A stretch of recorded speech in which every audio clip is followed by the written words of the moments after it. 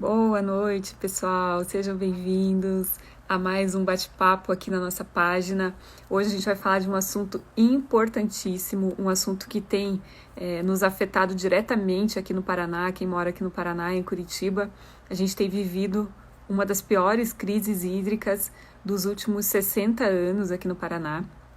Então, eu preocupada em trazer informações para o pessoal que nos acompanha, convidei o professor Charles Carneiro para bater um papo com a gente. Ele vai explicar algumas informações para nós a respeito da crise hídrica, como que a gente chegou até aqui, como que a gente faz para não passar por isso de novo.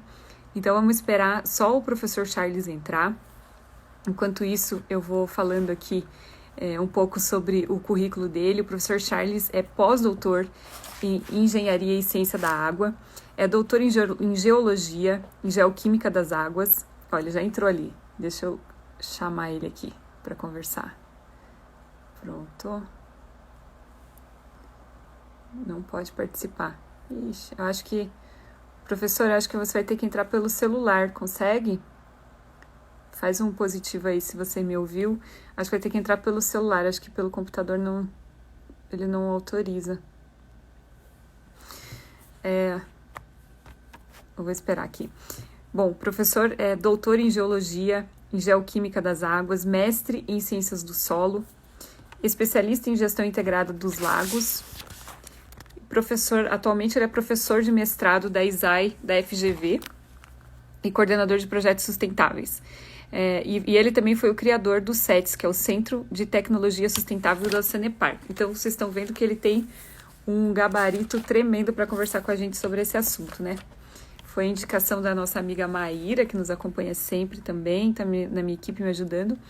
E foi a Maíra que nos indicou para bater um papinho com o professor Charles. Vamos ver se ele consegue... ela já entrou ali, a Maíra, inclusive. Boa noite, Maíra. Boa noite para Maria Raci Manfron, para Salete, para o Rafa. Bem-vindos. Vamos esperar ver se o professor consegue entrar pelo celular, que eu acho que ele estava no... Agora foi. Vamos lá. Vamos ver se vai dar certo. Boa noite, Maíra. Sim, super importante esse assunto. Tá conectando.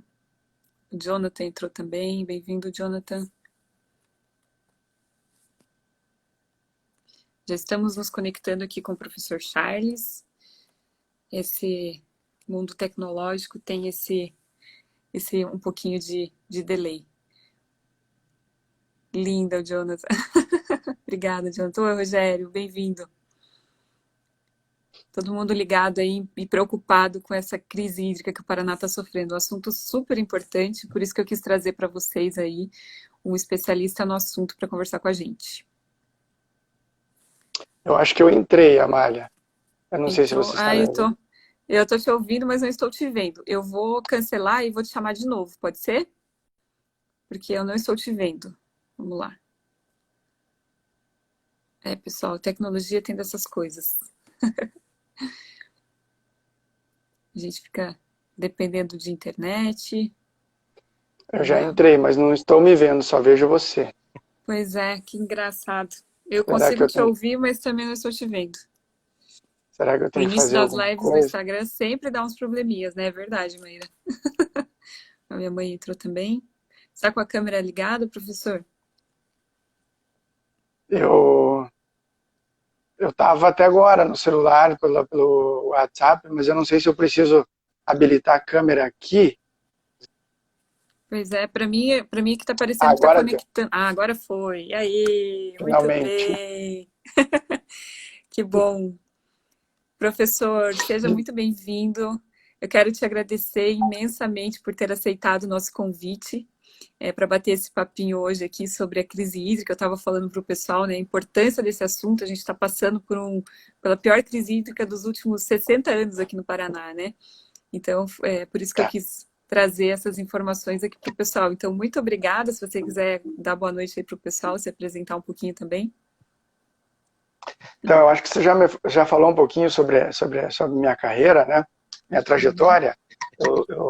Há 20 anos, mais ou menos, eu trabalho. Estou me ajustando aqui, só um instantinho, desculpem, pessoal. Então, boa noite a todos. Eu sou engenheiro agrônomo, né, um pouquinho diferente das pessoas que geralmente trabalham com água, mas então, eu tenho toda a minha carreira, eu trabalhei com água há uns 15, 20 anos mais ou menos, né? A maioria das minhas publicações técnicas e livros também, cerca de, acho que não são 9 ou 10, são na área de água também. Né? Mas também, por ser funcionário de carreira da Companhia de Saneamento do Paraná, hoje, atualmente, estou na Secretaria de Desenvolvimento Sustentável e Turismo, SIDEST, mas sou funcionário de carreira da companhia. Então, acabei atuando em diferentes gerências. Eu costumo dizer que eu sou um dos únicos que comecei na água, depois eu fui para o cocô, e agora, recentemente, eu estava no lixo, né? Mas, assim, falando tecnicamente, eu comecei na água, depois fui para o setor de esgoto e depois de resíduos sólidos, né? Então, perambulei pelos três grandes departamentos que a Sanepar atuava. E desde já alguns anos, 2006, eu também sou professor. Trabalhei muito tempo na Universidade Federal, em programa de pós-graduação, e agora, recentemente, desde 2013, eu estou no programa de mestrado em Governança e Sustentabilidade do ISAI, né, o ISAI FGV aqui em Curitiba. Então é isso. Legal, professor. As três áreas que o professor passou são, de alguma maneira, interligadas, né? Esgoto, água e resíduos sólidos, tudo faz parte ali do saneamento básico, enfim, de alguma forma está interligado. E, professor, me explica para a gente conseguir entender como é que a gente conseguiu chegar nesse ponto que a gente está hoje, dessa crise hídrica. Ó, tem a Maria aqui falando que foi sua aluna lá na ISAI. É só por falta de chuva, é falta de infraestrutura, é a mudança climática? O que aconteceu que nos trouxe a esse momento que a gente está vivendo hoje? Como qualquer grande problema, nunca é uma coisa só, né? É uma somatória de aspectos e fatores que nos levaram a essa condição. Mas antes de reclamar de São Pedro, a falta de chuva, a gente tem que falar de outras coisas, né? Claro que nós tivemos um monitoramento muito sério feito pelo CIMEPAR, que é o Sistema Meteorológico do Paraná, que tem mostrado, de fato, déficits desde do final do ano passado. Então, nós estamos passando, de fato, por um período de baixa pluviometria. Mas isso não é novidade, né? Nós já tivemos grandes secas aqui. Se a gente pegar, até não só no nosso estado, estados vizinhos, mas em todo o Brasil, a gente tem uma sistematização de secas, né? Já passamos por mais de 50 delas desde 1500, desde a descoberta. Né? Eu estou falando de 50 grandes secas, daquelas assim de ficarem meses e meses mesmo sem chuva. O sul aqui tem também enfrentado várias, a maior delas talvez tenha sido em 1963, ficaram 6 meses sem chuva e foi o maior incêndio florestal pelo que o Paraná passou. Né? Mas depois antes disso já havia havido períodos grandes, né, de escassez hídrica, e depois de 1963 também. Né? Mais recentemente, antes dessa de agora, de 2019/20, foi uma de 2005 e 2006. Nós também tivemos uma situação parecida, onde tivemos que fazer caça às águas aí, né? De rios menores, de cavas e outras situações assim. Então, sob o aspecto climatológico e de pluviosidade, não é novidade o que a gente está passando agora. Legal. E o professor acha que, então, a gente pode dizer que é uma somatória de coisas, como você comentou, né? Falta infraestrutura também? Olha, porque a gente vê, vou tentar por exemplo... até ser sucinto, porque assim, a problemática é de fato muito complexa, mas vamos lá. Eu destacaria 4 grandes aspectos além do regime pluviométrico deficitário. Tá? Primeiro é gestão. Tá? Assim como qualquer setor, é transporte, é saúde, habitação, o setor de saneamento também. Então requer bons profissionais e profissionais qualificados. Quando a gente não tem os profissionais com a devida qualificação para tomar as decisões de forma correta, a gente tem problemas. Então esse é um aspecto sempre importante a destacar, tá? Em qualquer situação. Então primeiro, gestão. Uma boa gestão leva a um bom planejamento, leva a uma tomada de ações mais rápida. Tá? Então a minha percepção é essa. Então primeiro, gestão. Segundo, planejamento e infraestrutura. Então, ora, se eu tenho planejamento nós estamos aqui muito próximos à Serra do Mar, né, as cabeceiras dos rios. Então, um rio aqui, por exemplo, o Rio Iguaçu, que lá em União da Vitória tem 400 metros por segundo, metros cúbicos por segundo de vazão, aqui nas cabeceiras ele não tem 1 metro cúbico por segundo, né? Então a gente está muito próximo. Isso nos leva a uma condição de ter que reservar água, ou seja, nós precisamos das grandes represas, dos grandes reservatórios. A Companhia de Saneamento aqui no estado, junto com os outros órgãos, que também têm alguma interveniência no sentido de prover água à população, que é a mesma a própria secretaria que eu faço parte, elaboraram um grande planejamento. Então há um planejamento de longo prazo, aí, de pelo menos 50 anos, já demonstrando que, em função do crescimento populacional, aumento da demanda, aumento do consumo e a necessidade de reservar mais água. Ora, as vazões dos rios não vão aumentar, né? Então precisamos reservar água. Então há uma série de reservatórios programados para serem construídos. Quando a gente tem um atraso em uma obra dessa, isso pode sim ter um impacto significativo na quantidade de água produzida.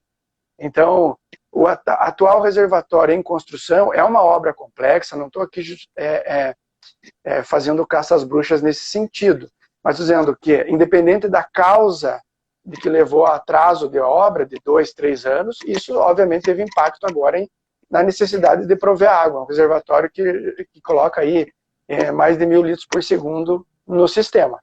Hoje, Curitiba consome, vamos lá, um número mágico de 10.000 litros de água por segundo. Então, a entrada de um reservatório desse colocaria mais 10% de água. Tá? Um terceiro aspecto. Então, falei primeiro de gestão, falei de planejamento e construção, execução de obras. Né? Um terceiro, perdas de água. Então, a gente perde, o Brasil inteiro, o mundo inteiro perde muita água no sistema. O que é perder água? Entre aquela água, 100 litros que são produzidos, que saem de uma estação de tratamento, quanto que efetivamente chega na torneira das pessoas.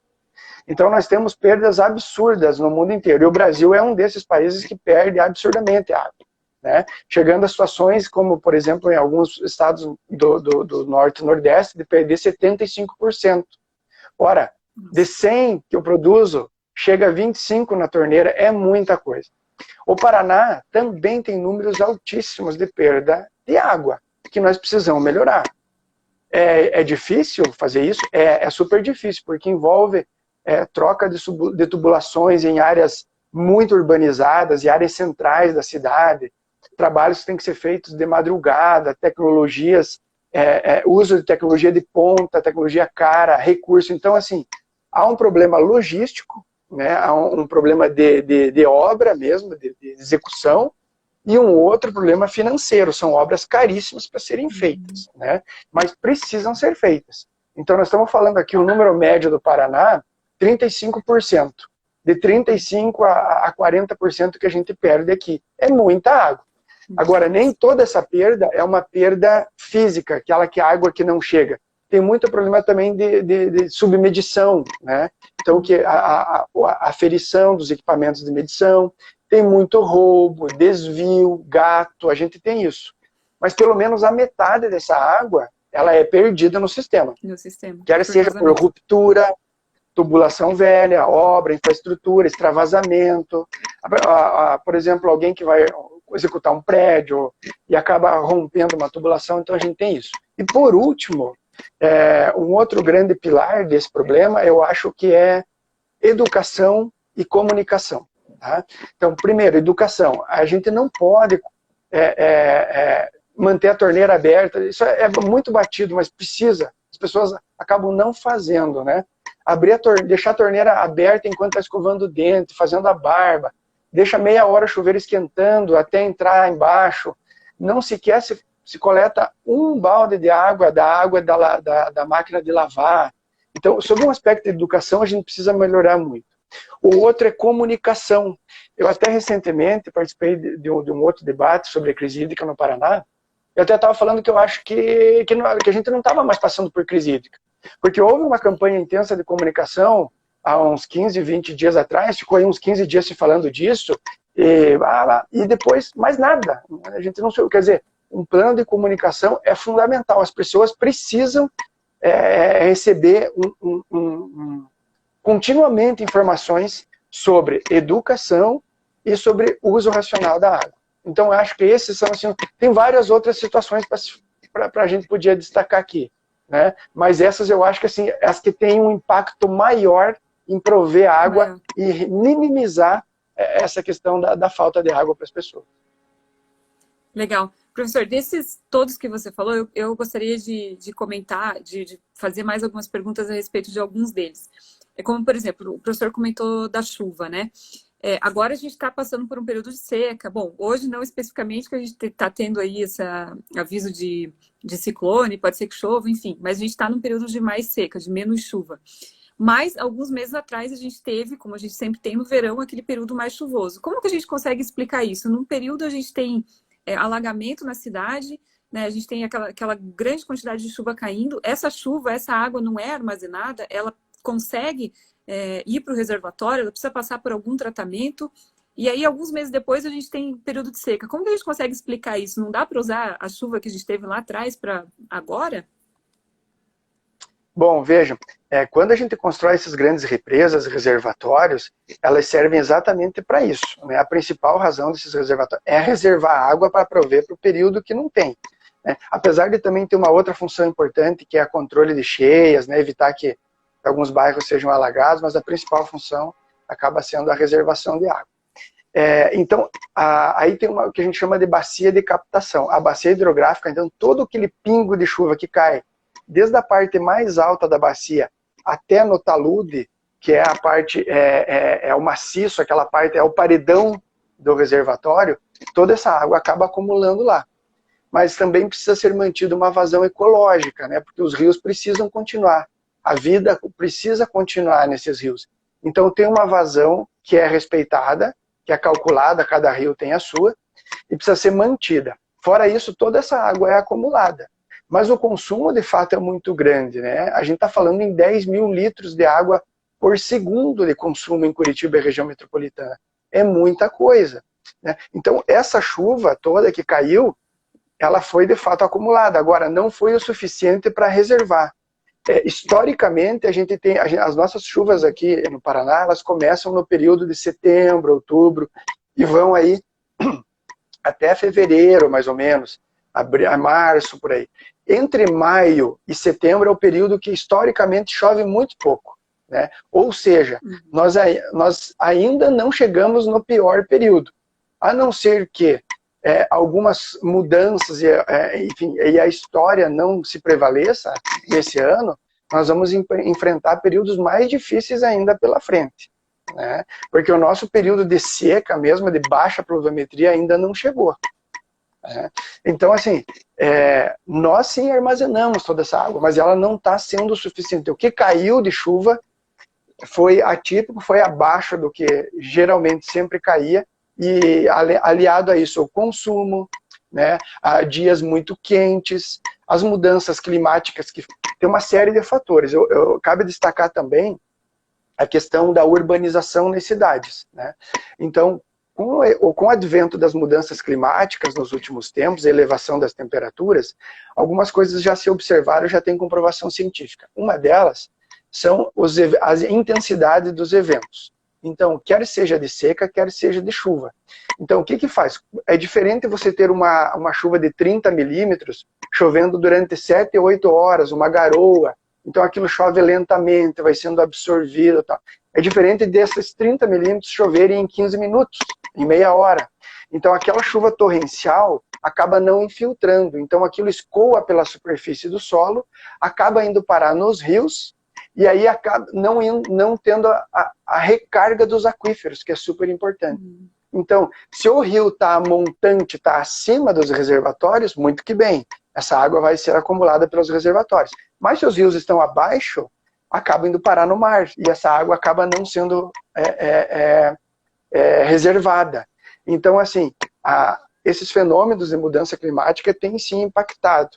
Outro aspecto importante, a temperatura mais alta evapora mais água desses reservatórios. A gente tem uma grande perda por evaporação, né? A gente pode até chamar a evapotranspiração, porque também tem alguns organismos que jogam esse vapor de água para a atmosfera. Então, esses são aspectos também bem importantes nesse processo como um todo. Tá? Outro aspecto fator que também justifica isso é a impermeabilização das cidades. Então, as áreas urbanas, elas têm uma taxa de infiltração muito baixa, porque a água bate ali, escoa e vai parar direto no rio, não infiltra no solo. Então, quanto mais calçada, quanto mais rodovia, quanto mais prédio, quanto mais construção, diminui drasticamente a taxa de infiltração. Então, assim, entre uma área com agricultura, por exemplo, e uma área urbanizada, a gente tem uma taxa de 10%, por exemplo, só de infiltração numa área urbanizada, contra 55%, 60% numa área de agricultura. Então isso faz com que essa água, é super importante, não só aquela água superficial que vai parar nas represas, mas a água que infiltra e que vai parar nos nossos aquíferos, é algo que a gente chama de água subterrânea, né? Quando não está chovendo, essa água subterrânea que abastece os rios. Então é super, super importante o que a gente chama de recarga hídrica. Então, no fim, a gente, com a urbanização, né, com grandes infraestruturas que a gente acabou construindo nas cidades, nós acabamos plantando e estamos colhendo agora, né? Nós plantamos no passado ali um monte de cimento pelas cidades e agora estamos colhendo aí os nossos rios um pouco mais secos, enfim, essa crise hídrica que a gente está vivendo.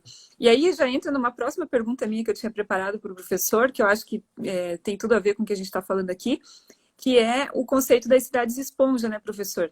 Porque aí, esse conceito de cidades esponjas, pelo que eu já estudei, é justamente para facilitar essa absorção da água, para a água conseguir infiltrar mais no solo e conseguir fazer essa recarga hídrica que o professor comentou. É mais ou menos isso? O professor acha que seria uma boa ideia como solução para os problemas da crise hídrica?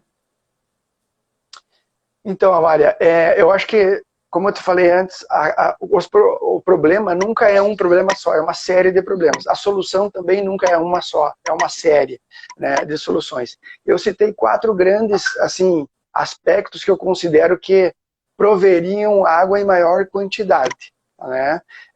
Mas essas soluções auxiliares ou soluções suporte, que a gente chama, elas também são super importantes e devem sim ser adotadas. A gente já tem o Parque Barigui, aqui em Curitiba, por exemplo, que é um parque que serve para controlar cheias, né? Mas ele também não deixa de ser um pulmão de água, e essa água ela acaba provendo água para esses rios em momentos de escassez, né? Então, quando a gente está falando dessas cidades esponja, elas têm um conceito assim, são estruturas, né, de engenharia feitas, desenvolvidas e construídas para poder absorver mais água, né, para diminuir a perda de água, né? Então, quer seja um parque, né, quer seja, por exemplo, uma área de recreação, os próprios telhados verdes que também ajudam. Mas, além disso, por exemplo, eu acho que são medidas auxiliares, elas nunca resolveriam por si só o problema, né? A questão da recuperação de águas nos edifícios, também, né, a recuperação de água da chuva. Então isso é super importante, né? Prover uma estrutura nos telhados para poder armazenar essa água. E claro, não estamos falando de uso potável, estamos falando de usos menos nobres, como irrigação de jardins, como lavagem de calçadas e tal. E todas as casas poderiam fazer isso, né? Além de você gastar menos água, não colocar uma água de qualidade, que é a água da torneira, que é uma água tratada, que tem um custo caro, você também vai estar economizando. Isso gastar, é o teu bolso que impacta, bolso, né? É o bolso, né? Hoje a água está cara, a luz está cara e a água também é cara. Então, quanto menos você puder fazer rodar aquele reloginho lá, né, e fazer uso de outras águas, você vai estar economizando. Então, são medidas super importantes, sim. Legal. Eu até dei algumas dicas na minha página ali sobre economia de água, e eu falei do que o professor comentou, de colocar o balde enquanto o chuveiro está aquecendo. A gente também falou de colocar uma garrafa PET dentro das caixas acopladas de descarga, né, para sair menos água na hora de dar descarga. Então, essas medidas, e se você conseguir fazer isso na construção já do teu edifício, né, para reaproveitar a água que sai da máquina, que vai jogar ela na descarga do banheiro, enfim, se você conseguir fazer isso já na construção, é super importante, né, professor, para essa crise que a gente está passando, porque é menos água que você vai usar do sistema e ainda vai economizar no seu bolso.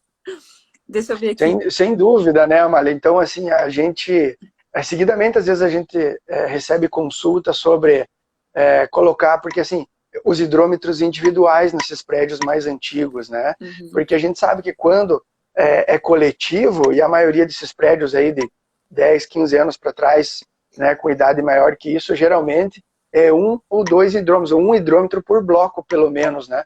Isso faz com que as pessoas acabem não economizando como deveria, né? A fulano gasta, eu também vou gastar. Então, o cara tem, a família lá tem 7, 8 pessoas, eu aqui sozinho pago igual, e de fato acaba acontecendo. Quando ele paga igual aquele que é o mesmo de 7 pessoas na residência, fala, eu vou deixar a torneira aberta mesmo, né? Ele não Então, tem esse é um incentivo, né? problema. Ele não tem nenhum Não tem um incentivo para economizar. incentivo. Né? Embora não deveria ser assim, né? Mas acaba acontecendo. Então, assim, essas soluções, elas são super importantes. Mas elas só podem ser tomadas, assim, como você falou, nas construções mais novas. Então, um prédio muito velho é quase impossível. Quer dizer, o projeto de engenharia e o projeto construtivo quase que não se pagam, né? Converter isso para hidrômetro individual em prédio velho é muito difícil, né? Então, Muito tudo caro. que se puder fazer já na construção, né? Colocar descargas com menor quantidade de fluxo hídrico em cada apertada de válvula, né? Torneiras inteligentes, né? Tem uma série de medidas e ações que podem ser tomadas hoje e que facilitariam muito, né? Eu, por exemplo, hoje estou com um bebezinho pequeno em casa, né? Então, a gente tenta fazer com... Você também? Então, cada vez que a gente lava, dá banho, né? A gente tenta recuperar toda aquela água para fazer os outros usos, lavar piso, limpar, lavar os panos sujos e tal. A gente não está jogando essa água fora. Outra coisa que a gente começou a fazer também é até o chuveiro aquecer, né? Você recuperar aquela água, botar um balde lá. Isso. Né? Mas esse pouquinho, pessoal, gera um impacto absurdo lá na frente. Né? Então, se a gente pensar que aqui em Curitiba a gente consome em média 110 litros de água por dia, por pessoa, se a gente diminuir isso 10 litros por pessoa, a gente aumentaria pelo menos 10% a quantidade de água em Curitiba e região metropolitana. Simplesmente diminuindo de 150 para 140 litros por dia. Ora, 10 litros é simplesmente o fato de você recuperar uma água de máquina de lavar. Fez isso, você já fez uma grande coisa. Uma grande coisa. Já fez uma grande... Não só aqui para o planeta. Legal. Né? Professor, a Mari, que está nos acompanhando lá do Rio, ela é do Paraná, ela é lá do interior, que nem eu, mas ela está morando lá no Rio agora. Ela está comentando que lá no Rio, no começo do ano, a SEDAI, né, a gente viu aquele problema que eles estavam entregando água com cheiro e com gosto ruim. Isso vai me levar para a minha outra pergunta. Essa água do esgoto, depois de tratada, ela volta para o sistema? Ela consegue ser reaproveitada ou não? É uma água que não tem como voltar para o sistema? Essa é uma boa pergunta. Então, assim, isso que a gente chama reuso, né? Reuso de esgoto, né? O reuso de água. Ou recuperação de água, enfim. Mas tem várias formas de se fazer isso. Então, assim, vamos no uso mais extremo, que seria pegar o esgoto, tratar e tomar. Isso acontece, acho que são 4 países no mundo só hoje que fazem isso. Né? E o caso mais antigo é na Namíbia, que já faz isso há algumas décadas, né? Mas alguns países têm feito isso mais recentemente. Então, assim, por que fazer isso, né? Primeiro, assim, esses controles sobre essas águas, os controles técnicos e laboratoriais são absurdos, né? E são muito, muito mais rigorosos do que os próprios controles nas águas tratadas comuns. Então, assim, são tecnologias que a gente tem, por exemplo, osmose reversa, que é uma das mais avançadas, que retira até partículas iônicas da água, né? Então, você consegue remover tudo. Vírus, bactéria, por exemplo. Nos tratamentos convencionais, a gente não consegue remover vírus, por exemplo, por um tratamento físico, a não ser um tratamento químico. Mas um tratamento físico não consegue. E uma osmose reversa, nós estamos falando de um filtro de água tão pequeno, que consegue remover até estruturas mínimas, como vírus, por exemplo, e até mesmo íons. Né? Então isso é super importante. Por isso faz com que, por exemplo, a gente consiga tratar a água do mar.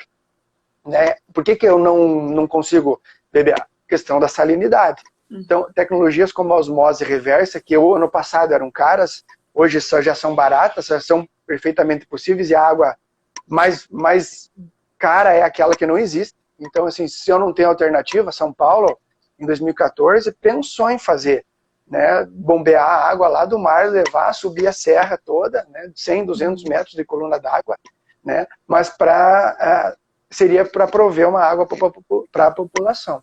Então, a gente tem tecnologias para se fazer isso. Então, esse é o uso extremo. E o Brasil ainda está longe disso, porque envolve até, primeiro, assim, de tudo, uma questão cultural. Ora, eu não vou beber xixi, né? Mas não se trata disso. Mas, olha, os usos indiretos, que a gente chama, a gente já faz muito, né? Porque a gente trata a água, as estações de tratamento tratam a água em alguns locais, jogam, devolvem essa água aos rios, e lá na frente, 100, 200, 300, 400 quilômetros de distância, essas águas são capturadas de novo dos rios e tratadas. Então, claro, isso tem diluição, tem depuração nesse caminho todo, né? Mas o fato é que a gente já faz um reuso indireto de esgoto, né? O Brasil inteiro faz isso, o mundo inteiro faz isso. Outro uso do esgoto é tratado, daí não potável, é um reuso direto, mas não potável, que a Sanepar, inclusive, faz um pouquinho disso aqui, alguns outros estados fazem com mais propriedade isso, e até em São Paulo tem um dos 10 maiores sistemas do Brasil, chama Aquapolo, que é fazer para o reuso não potável, ou seja, eu trato essa água, faço um tratamento não de água potável, um tratamento mais simples, e eu posso aí resfriar caldeiras, eu posso lavar maquinários, eu posso irrigar jardins, eu posso levar esse esgoto também para a agricultura, né, as áreas agrícolas próximas às estações de tratamento, principalmente no interior, nas regiões do Paraná, um estado super agricultado, poderia muito bem fazer uso dessas águas que são cheias de nutrientes, né? Além de estar fazendo um uso de não pegar a água do rio, que poderia ser uma água utilizada para a população, ele também está economizando, né? Está deixando de fazer a aplicação de fertilizantes fosfatados, nitrogenados, por meio do esgoto. E ainda assim ele tem uma água para aplicar naquele momento que ele precisa, né? Então é uma irrigação que se faz, né? A gente chama de fertirrigação isso. Então sim, a gente poderia fazer, a gente precisa... Qual que é o fator dificultador disso ainda no Brasil? Um deles, além do cultural, é a falta de uma regulamentação específica para fazer. Tem uma lei que diz que deve fazer, tal, que incentiva, mas é uma lei muito mais de incentivo do que dizendo, olha, tem que ser assim, assado, tem que obedecer tais parâmetros químicos, físicos, biológicos, isso que precisa. E alguns estados já têm isso, né? Então nós estamos, aqui no Paraná já há hoje, em função até uma das vantagens, né, dos benefícios da crise hídrica, um desses foi a criação de um comitê para tratar disso aqui no Paraná. Então, muito em breve, a gente deve ter uma regulamentação específica para fazer reuso de esgoto aqui no estado do Paraná. Bacana. Professor, a Maíra também perguntou aqui, que também era uma dúvida minha, que eu também sempre fico pensando, quanto que precisaria chover, se a gente fosse falar aí em milímetros, né? Quanto que precisaria chover para a gente ficar tranquilo? Passar por essa fase agora até chegar à estação chuvosa tranquilos, assim. O professor tem uma ideia desse número ou não? Eu não tenho aqui comigo, né? Mas assim, tanto a Sanepar como o Cimepar tem, né? Esse número, porque isso é matemática, né? Quanto que entra, quanto sai. A gente chama isso de balanço hídrico. Então a gente calcula todas as entradas de água no sistema, quer água subterrânea, água de entrada via rios, água que cai direto via chuva, né? E também a gente calcula as perdas, né? Quanto que é perdido, evapotranspirado, enfim, quanto que a gente perde no sistema através do maciço que atravessa aquela barreira de terra que está lá para represar essa água, né? E, enfim, outros usos também. Então, há essa informação, né? Mas vamos lá, o que eu posso dizer assim é que a gente está longe de ter uma situação de tranquilidade, porque a gente tem uma disponibilidade aí, tem que chover muito, né? Então essa chuva dos últimos dias não está fazendo cócega aí no sistema, né? Então o Iraí hoje, por exemplo, que é o maior reservatório, que ele sozinho é responsável aí por 22, 23% do abastecimento de Curitiba, ele está só com 15% da capacidade, né? Então assim, com tranquilidade eu posso falar que a gente precisaria de um mês de chuva sem parar para poder voltar numa situação de tranquilidade o que era antes, né? Mas isso também vai depender muito do uso. Agora, em tempos de Covid, que as pessoas não estão tomando um banho, estão tomando 3 por dia, estão lavando muito mais as mãos, né? Então, uma série de aspectos que devem fazer parte aí de um balanço hídrico para se chegar a estimar esse valor com mais tranquilidade. Legal. Professor, e a gente já está assim, caminhando para o final, porque eu sei que também a sua agenda é bem cheia, não quero tomar muito do seu tempo. Mas só para finalizar o assunto do desperdício que a gente tem na rede, por exemplo. O professor comentou que aqui no Paraná a gente chega a 35%, 40% de perda na rede. Quais são os números ideais? Assim, o que a gente tem ao redor do mundo que a gente poderia se espelhar? Embora o professor já tenha comentado que é uma obra cara, é uma obra que demanda aí um planejamento logístico também, né? Porque vai mexer no centro da cidade, enfim, vai atrapalhar trânsito, vai fazer uma confusão. Mas se a gente desconsiderasse isso, se a gente pudesse hoje ter um número ideal dessa perda na rede, qual seria esse número? O que a gente vê ao redor do mundo aí? Porque eu sei que zerar também a gente não vai conseguir, né? Isso, até quando a gente faz os cálculos de projeto, a gente já considera, né, uma perda, né, uma taxa de infiltração de água no sistema, como também uma taxa de saída de água do sistema, mesmo que mínima, mas assim, os melhores números no mundo são abaixo de 10%. Né? Então, Tóquio hoje Japão, mas assim, Tóquio que é um caso clássico, porque Tóquio já teve 85%. E aí um investimento grande, maciço na cidade, trouxe para 6%. Nossa. Né? Então, assim, em 10 anos eles conseguiram resolver esse problema. Mas, assim, são obras faraônicas, né? Assim, e, de fato, a população tem que estar disponível, aceitar o momento. Por exemplo, hoje acontece aquela obra lá perto, lá na Mário Tourinho, aqui em Curitiba, né? E isso causa um transtorno para todo mundo, fazer um viaduto, né? Fazer uma trincheira. Então, todo mundo tem que estar disposto a encarar um período grande de obras em troca de uma melhoria futura. E se a população entender isso, isso aí, uma hora isso vai ter que ser feito, porque as redes vão se deteriorando, as perdas vão aumentando e vai precisar ser feito. Então, alguns países na Europa, Holanda, têm valores baixíssimos de perda, todos abaixo de 10%. Tá? Então, esse é um número assim, mágico, vamos dizer assim, o nosso sonho de consumo, o padrão ideal, a gente teria que perder 10%. Então, significaria hoje a gente reduzir pelo menos 25%. Bastante coisa, né? É bastante coisa. Bastante coisa.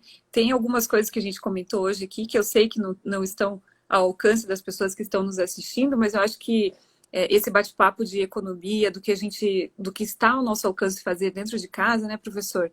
Colocar um balde ali quando está aquecendo a água do chuveiro, tentar reaproveitar a água da máquina de lavar roupa, diminuir a água que sai na descarga, colocando uma garrafa PET, enfim, essas economias, fechando a torneira para escovar os dentes, essas coisas que estão ao nosso alcance fazer, eu acho que está aí mais do que reforçado pelas palavras do professor de que é importantíssimo a gente fazer, né, professor?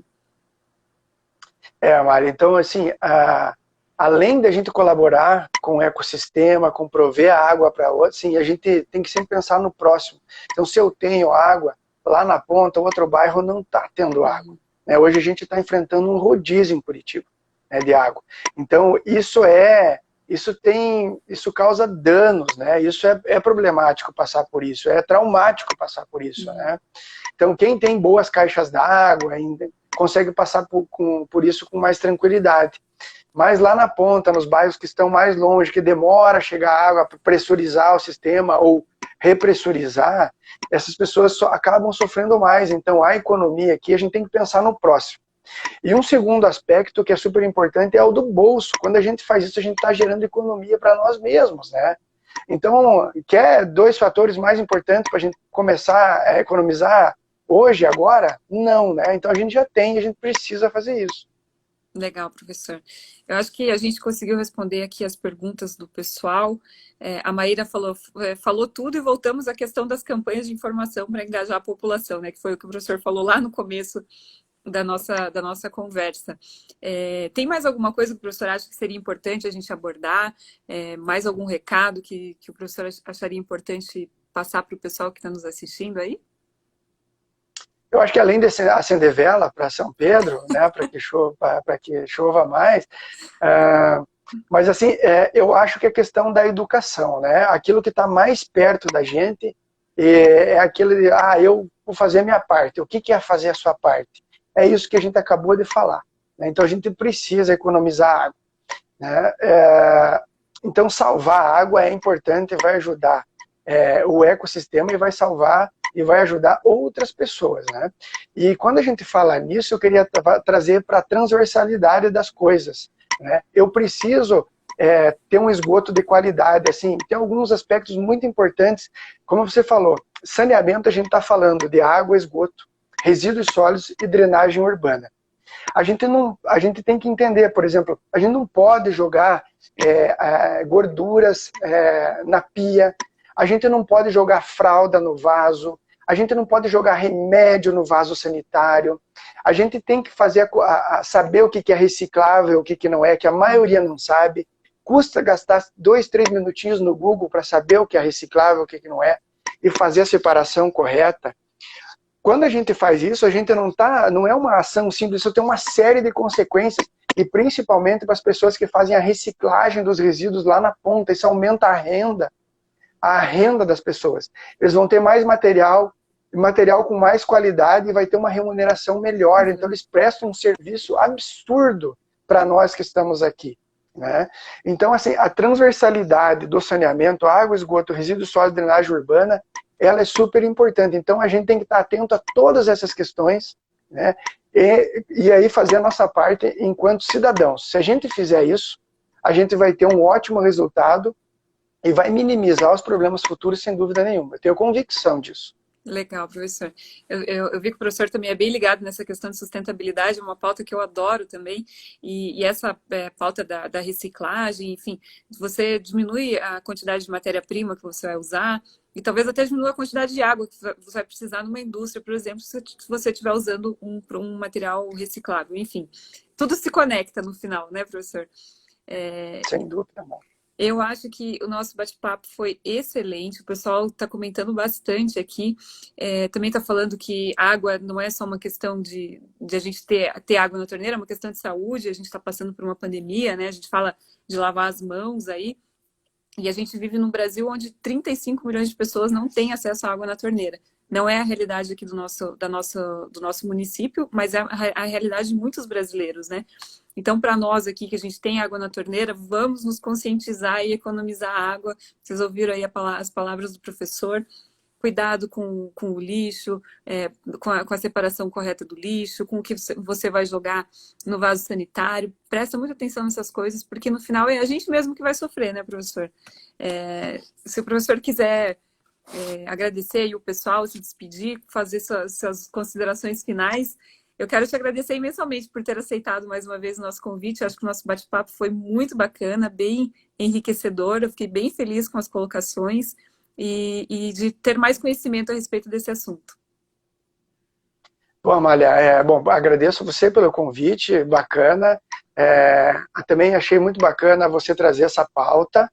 Ela é uma pauta de todos, ela não, né? E você trazer isso, e principalmente a forma que você conduziu também, com perguntas pertinentes que me permitiram colocar o assunto como ele tem que ser colocado, né? A gente não está aqui só falando, e falamos sobre questões estruturais importantes aqui para a melhoria do saneamento como um todo.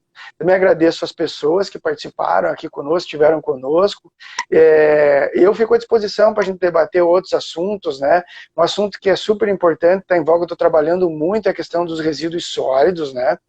Os aterros sanitários, os lixões, as tecnologias waste to energy, né? Para gerar energia a partir, né, dos resíduos urbanos. Então essa é uma pauta que também me agrada muito. E talvez seja o maior problema ambiental que a gente tem hoje no país, é a questão dos lixões. Temos pouco mais de 5 mil municípios e 3.500 lixões. Isso é inadmissível. E agora, com a entrada do novo marco do saneamento, espero que a gente consiga melhorar esse aspecto, mas é uma pauta que ainda carece de muita discussão e de muito avanço. Obrigado a todos vocês e um abração. Então, professor, já fica aqui o convite para a gente bater esse papo sobre geração de energia através de resíduos sólidos, porque também é um assunto que eu adoro, que eu estudo bastante, assim, que eu também não consigo me conformar como que a gente ainda tem aterro no Brasil. Não era, a gente ainda tem lixão. Para mim, não era nem para ter aterro. Eu já estou pensando lá na frente. Então, já fica aqui o convite. Se a professora topar, a gente faz mais uma rodada falando sobre esse assunto. A gente combina aí mais para frente e Tá avisa o topado, pessoal. pode marcar. Só Show! agendar. É um assunto que eu tenho um prazer enorme de falar e eu estou muito engajado, muito envolvido com essas, né? Eu coordeno esses projetos hoje aqui pela Secretaria, no Estado, né? Então nós temos projetos super importantes, assim, a gente pretende, a gente está colocando em prática esses trabalhos lá na Secretaria, né? Com o apoio do Legal. secretário, das nossas diretorias, a gente vai mudar a realidade do resíduo sólido, da gestão de resíduos sólidos no Paraná nos próximos anos, eu não tenho dúvida disso também. Nossa, professor, que notícia maravilhosa. Fico muito feliz. E então já está feito o convite, o professor já topou. Fiquem ligados que nos próximos dias aí a gente vai bater esse papo sobre geração de energia através dos resíduos sólidos. A gente vai conversar sobre isso, vai ser bem bacana. Então, muito obrigada, professor, mais uma vez. O pessoal participando muito aqui no nosso bate-papo. Esse bate-papo vai ficar gravado no nosso IGTV, eu vou colocar no YouTube também. Então, se vocês têm algum amigo que não conseguiu assistir ou não pegou desde o começo, fiquem ligados aí que vai estar no YouTube, vai estar no IGTV, vocês vão poder ver todas as dicas que o professor passou e todo o conhecimento que o professor passou para a gente hoje nesse bate-papo aqui. Muito obrigada, professor. Boa noite para o pessoal aí também. Tchau, tchau. Valeu, pessoal. Um abração a todos aí. Abraço. Tchau, tchau.